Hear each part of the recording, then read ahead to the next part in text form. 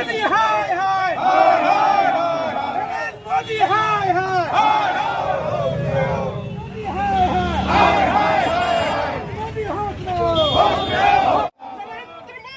फारबिसगंज में गुरुवार को सैकड़ों कांग्रेसी कार्यकर्ताओं ने विधायक मनोज विश्वास के नेतृत्व में प्रधानमंत्री नरेंद्र मोदी का पुतला दहन करते हुए जमकर विरोध प्रदर्शन किया। आक्रोशित कांग्रेस के कार्यकर्ताओं ने कहा कि देश में एलपीजी की कमी चल रही है, गरीबों के घर चूल्हे नहीं जल रहे हैं और सरकार अपनी धुन में मस्त है।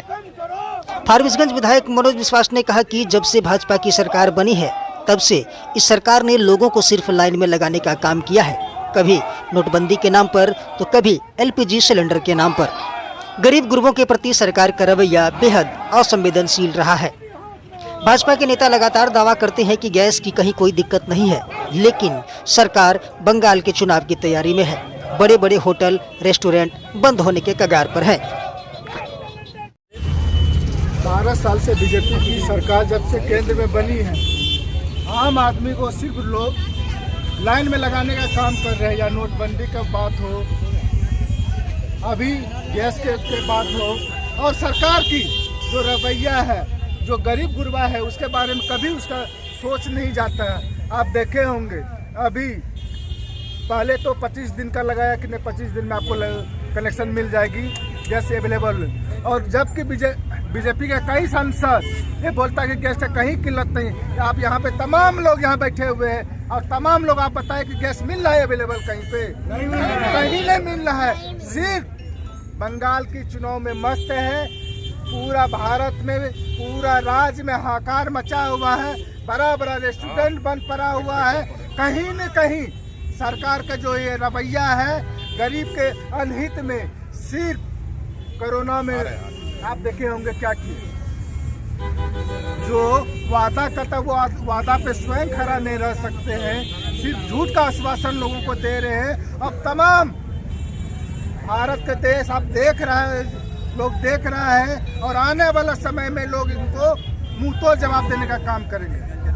गरीबों का चूल्हा बंद है।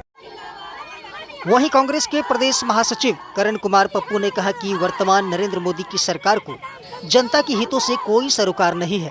जनता महंगाई की मार झेल रही है, रसोई गैस के लाले पड़ रहे हैं और सरकार पूरा ध्यान बंगाल चुनाव पर लगाई बैठी है।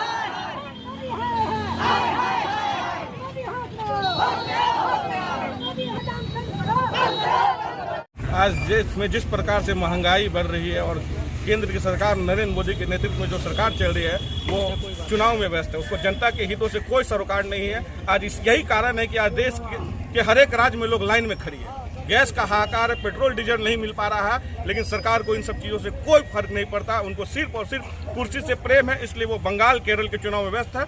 लेकिन कांग्रेस पार्टी के कार्यकर्ता आम जनों के साथ खड़ी है, उनके सुख दुख में कदम से कदम मिलाकर खड़ी है। और हम लोग ये विरोध प्रदर्शन के माध्यम से ये चेतावनी देना चाहते हैं सरकार को, वो अपने रवैये में परिवर्तन लाए। अगर वो परिवर्तन नहीं लाते हैं तो सड़क से लेकर सदन तक कांग्रेस पार्टी के कार्यकर्ता विरोध करने का काम करेगी।